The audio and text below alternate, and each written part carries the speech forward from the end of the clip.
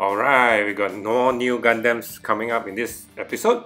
Yeah, even though this is a premium Bandai, but this Gelgook, man, or is it Gelgook? I don't know how to pronounce this. Well, Gelgook itself is supposed to be red, but then this is a very funky color. I am really looking forward to this, not only because of the design, but also the weapon that this guy wields, man. Look at the armor and also the bazooka launcher. Well, I guess in blue and with all the new accessories, booster pack and the cannon launcher, missile launcher, I would say, it looks very industrial look to me. I don't remember any lot of Zaku or the the Gelgook line actually has this color variation. So No, maybe this is under the MSV lineup.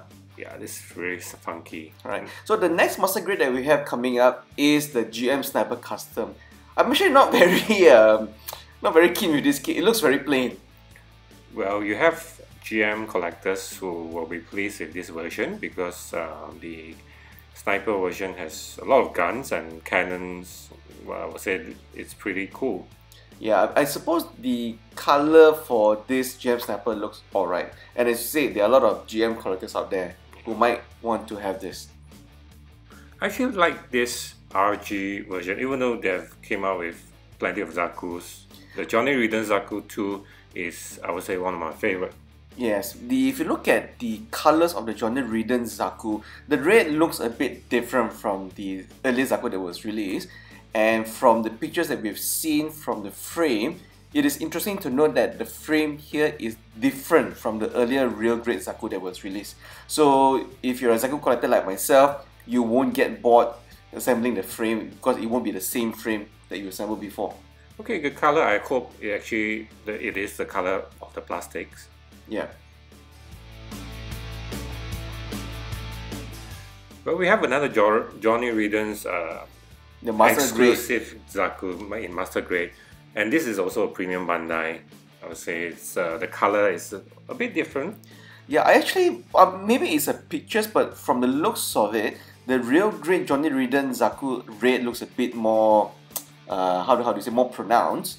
But if you look at this Master Grade Zaku, the red seems to be a bit lighter. And it's different from the sculpt, I mean, of the booster legs and all this. That's true.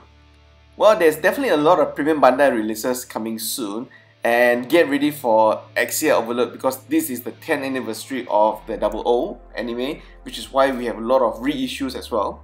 Why premium Bandai? Yeah, I know what you mean because when I first look at this expression colors, Seven Swords, man, it looks really good compared to the conventional blue and white Yes, color I have variation. that blue and white, and I love it. Yeah, surprisingly, the inspection color looks pretty good. Yeah. One interesting premium Bandai that I'm actually looking forward to is this BB Senshi. This kit, man, it's close to about 5,000 yen, even though it's just Yeah, STBB. because it says a super steel version. I do not know whether it is because of the chrome or because they have die-cast metal parts there. Yeah, that'll be interesting. If anyone's getting this, please let us know. But from the looks of it, the red, the gold, man, it all looks like a titanium finish. Yes, it's pretty shiny. Yeah, I'm actually a small-time BB collector myself. I'm actually thinking of getting this, even though it's 5,000 yen. It looks really sexy. Alright.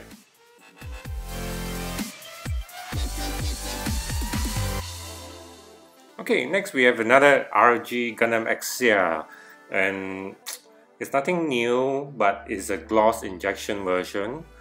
A bit more pearly color, shiny on the material itself. Other than that, I would say it looks quite fake to me. I mean, the plastic. The gloss injection finishing, I suppose, on some of the red part of the armor looks a lot more better. But then again, at 2,700 yen, it's still a lot cheaper than SD BB that we saw earlier. Okay. So next up, we actually have the reissue as well. This Another is gloss injection version. Gloss injection. This is the 00 Riser, real grade at 3,240 yen. If you are a big time fan of real grade and also the 00 series, I think this is probably something that you want to buy, especially it's the 10th anniversary of the franchise. And you're a fan of gloss injection version, you should get this. Yeah. Next up, we have a premium Bandai, Oh, what's the MSD this? Zaku. So I've always loved the Mobile Suit Discovery version because they have the almost like Desert Storm kind of color treatment. This looks pretty nice, oh. Yeah. For Big Pete and myself, we have assembled so many Gundams. It's actually refreshing to see some non-Gundam kits. It's interesting as it's partly the old Zaku look on the head sculpt, but the body is the new Zaku. Yes. And I love mono eye here, and this is really an interesting piece with all the color combinations. It's pretty good. And one thing you notice that the hose is not on the head, not on the mouth. It's Yes. actually on the body. That's true. If you're gonna get this, you probably have to get 2 or 3 to form an army. And if I'm gonna get this, I will probably spray with a bit of a matte finishing to give it more of a sedated, muted color look. Okay, this is actually the third gloss injection molding model kit that is coming out soon. So I have nothing to say about this. Well, It's again, really this crazy. is, I suppose Bandai is re-releasing all the 00 series, especially the Yeah, the might as well come up with a series of it, right? Yeah, I would actually hope that Bandai would release a full titanium finish for real grade for the 00, the GUNPLA, and the 00 Riser, but well, I think you'll break the parts because You it's so out. tiny. let us know what you guys think. Is there an Axia overload this time around coming from Bandai because of the anniversary?